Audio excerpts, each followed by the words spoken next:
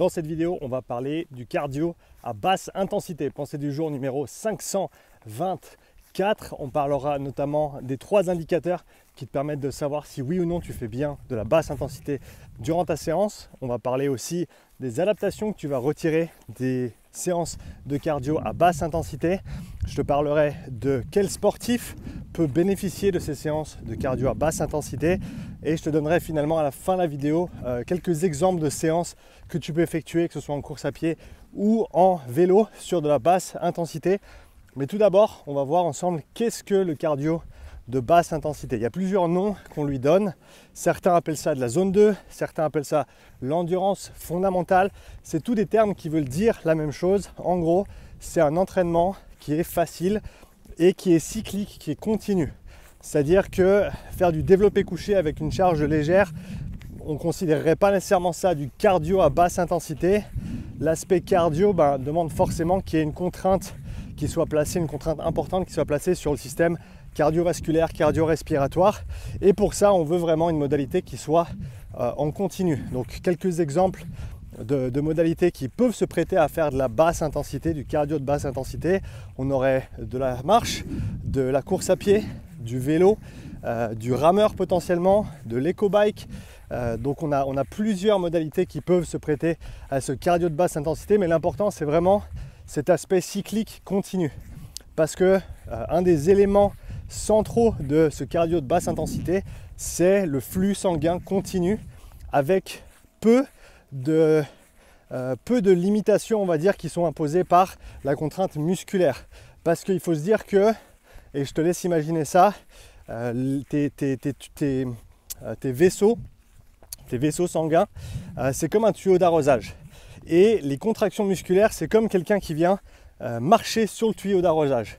C'est-à-dire qu'à chaque fois que tu contractes ton muscle, chaque fois qu'il y a une contraction musculaire, et plus elle est forte et plus cette occlusion va être importante. Occlusion, c'est un arrêt temporaire ou permanent du flux sanguin. Et en fait, dès que tu contractes ton muscle fort ou pendant une période prolongée, tu vas arrêter le flux sanguin. Et ça, c'est un des éléments auquel il faut penser lorsqu'on fait du cardio à basse intensité, c'est qu'on veut un flux sanguin qui soit continu, on veut un apport en oxygène qui soit continu, on veut le minimum d'occlusion possible. Donc c'est pour ça qu'on privilégie des modalités dites cycliques pour faire cette basse intensité. Maintenant, comment savoir si on fait bien du cardio à basse intensité? Là, ce qu'on va faire, c'est qu'on va regarder 3 indicateurs qui vont nous aider à déterminer si oui ou non on est à basse intensité ou pas. Donc le premier indicateur, ça va être tes jambes, ça va être ton ressenti musculaire. Quand tu fais du cardio à basse intensité, au niveau musculaire, on devrait ressentir aucun picotement, aucune difficulté. Ça devrait vraiment être un effort qui est facile, que tu peux continuer à faire pendant une période très très prolongée. Il n'y a aucun souci de ce côté-là.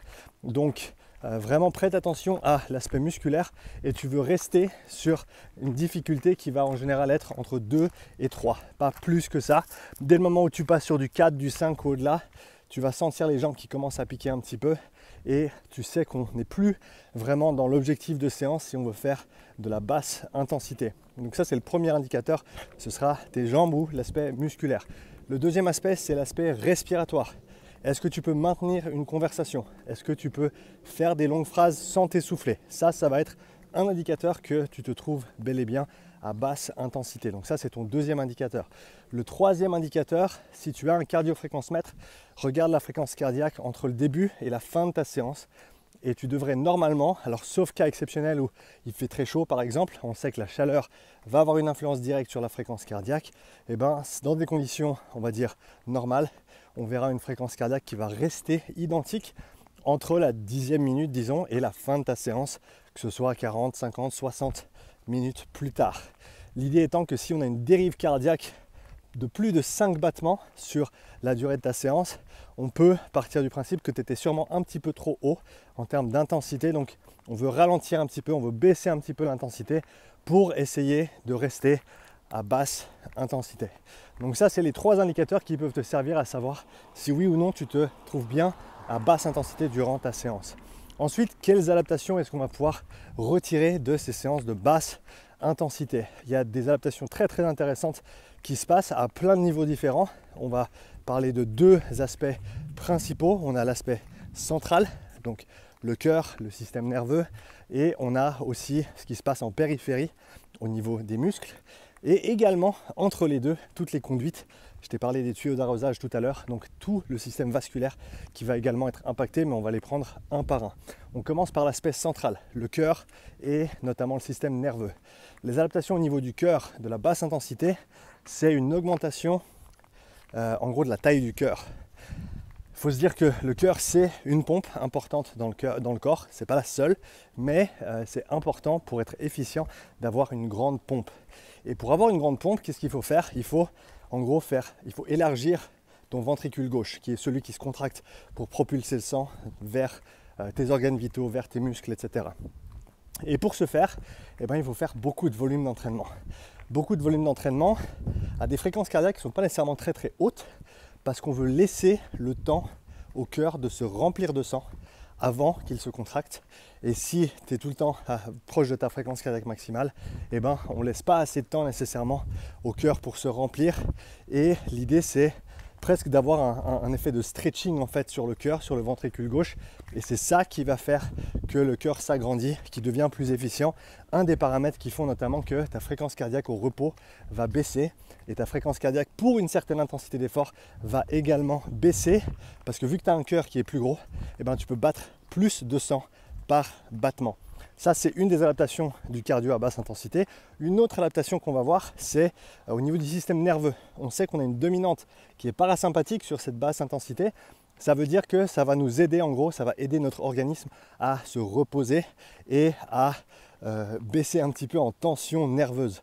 On a ce spectre entre la branche parasympathique et la branche sympathique de notre système nerveux autonome, qui fonctionnent toutes les deux, qui sont toutes les deux très très importantes. La branche sympathique qui est plutôt une réponse au stress. Donc quand tu fais un entraînement qui est très très dur, quand tu as peur, quand tu es dans une situation stressante, c'est cette branche-là qui va être active. Et quand on a une situation qui est plutôt calme, quand on se relaxe, quand on mange, quand on passe du temps social avec des gens qu'on apprécie autour de nous, là on est plutôt sur la branche parasympathique. Et ce qui est intéressant avec ce cardio de basse intensité, c'est qu'elle a une dominante parasympathique. C'est la deuxième raison qui fait que les personnes qui font beaucoup d'endurance longue ont une fréquence cardiaque au repos qui est très basse, non seulement pour la raison que j'ai citée avant, qui est celle d'un cœur qui est très gros et bien développé, mais également grâce à une branche parasympathique qui est bien active, qui est bien développée, via ce volume à basse intensité. Donc ça, c'est les deux adaptations centrales principales qu'on va retrouver grâce au cardio de basse intensité. Ensuite, on a également les adaptations qui se passent au niveau du muscle en lui-même. Donc qu'est-ce qui va se passer dans les fibres musculaires grâce à la basse intensité? On va avoir plus de mitochondries. Je te rappelle, la mitochondrie, c'est le lieu de la respiration cellulaire, c'est là où notre corps peut utiliser l'oxygène. En gros, c'est l'usine énergétique de ton corps. Et si tu as une usine qui est plus grande, le fonctionnement de ton corps sera simplement meilleur. Et ce, à tous les niveaux. Parce que si on parle filière énergétique, on sait que toutes les différentes filières sont rattachées d'une manière ou d'une autre à l'utilisation de l'oxygène, qui se fait, lui, comme je te viens de te le dire, dans la mitochondrie. Donc plus tu as de mitochondrie, et mieux tu vas t'en sortir, indépendamment de quelle discipline sportive tu pratiques. Et donc ça, c'est des adaptations qui sont très très intéressantes à aller chercher. On a aussi le développement de ce qu'on appelle des capillaires musculaires. Les capillaires musculaires, c'est ce qui fait passer l'oxygène depuis ton sang vers ton muscle, et inversement, le CO2 et les autres produits métaboliques depuis ton muscle vers la circulation. Et ça, c'est aussi quelque chose qui est développé via le volume d'entraînement, via le cardio de basse intensité. À basse intensité, on va recruter de manière prédominante les fibres dites lentes, mais c'est très intéressant même pour des personnes, même pour des sportifs qui sont dans des sports intenses, parce qu'il faut se dire que tes fibres lentes, c'est celles qui vont t'aider à recycler tous les produits qui sont générés par les fibres rapides, pour parler très très simplement. On reviendra là-dessus juste après. Et on a finalement les adaptations au niveau du système vasculaire, un système vasculaire qui va devenir plus compliant, qui va devenir plus adaptable et qui va mieux pouvoir répondre à l'augmentation en besoin d'oxygène et notamment de flux sanguin. Donc, pour reprendre l'analogie de nos tuyaux de tout à l'heure, on imagine que les tuyaux vont s'agrandir. On va avoir des tuyaux d'arrosage qui vont être plus larges qui vont permettre de faire passer plus de sang à la fois, donc plus d'oxygène et de mieux alimenter ton corps en énergie ou dans cette source d'énergie qui est l'oxygène. Donc là, on a les adaptations principales, centrales, périphériques et vasculaires du cardio à basse intensité.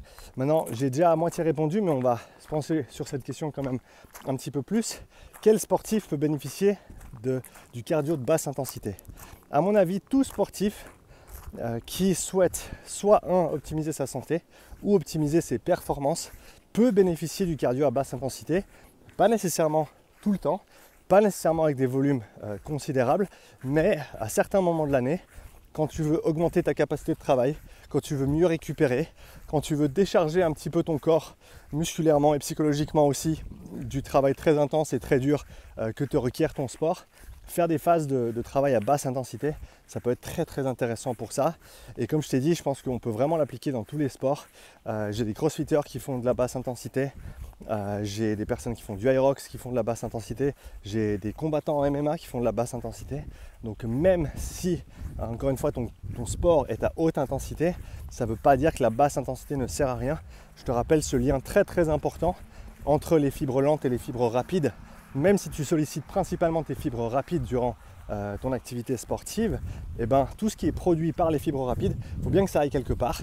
Et si ton infrastructure de recyclage, si tes mitochondries, si tes fibres lentes sont mieux développées, via notamment ce cardio de basse intensité, et ben, tu seras plus à même de faire face à cette contrainte métabolique et tu pourras augmenter ton endurance, ta puissance et au final toutes tes performances grâce à ce cardio de basse intensité.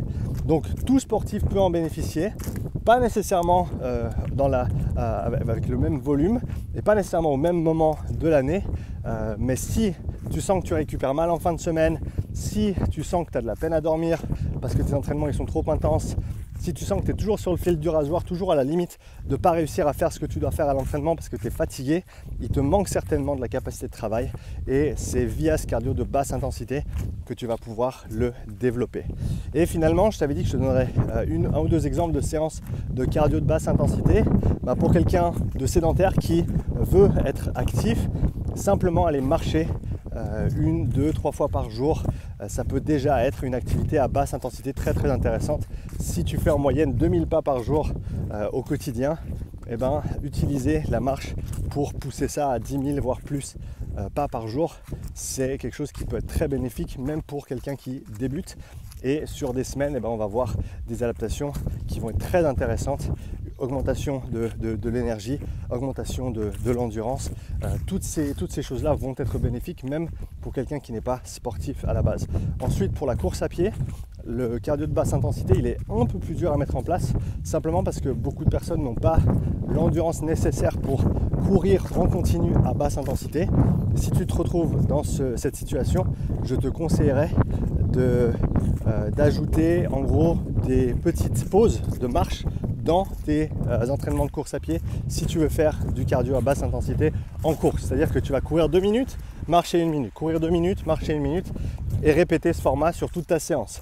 Si ça se passe bien, si ton cardio reste bien plat comme on l'a dit tout à l'heure sur toute ta séance, eh ben, tu peux commencer à faire 3 minutes de course, 1 minute de marche, 3 minutes de course, 1 minute de marche et alterner simplement comme ça jusqu'à ce que tu puisses progresser et faire une demi-heure, 3/4 d'heure, 1 heure en continu à basse intensité, toujours avec ce ressenti qui est très très facile et sans dérive cardiaque.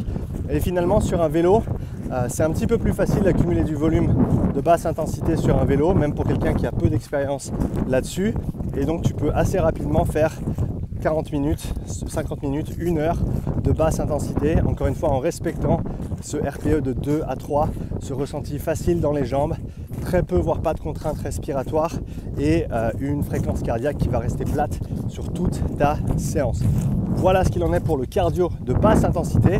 Si tu veux voir tout ça en blog, je t'invite à cliquer le lien dans la description pour aller voir ça sur mon site. Si tu as d'autres questions, n'hésite pas à les mettre en commentaire et je me ferai un plaisir de te répondre. À bientôt pour la prochaine. Ciao.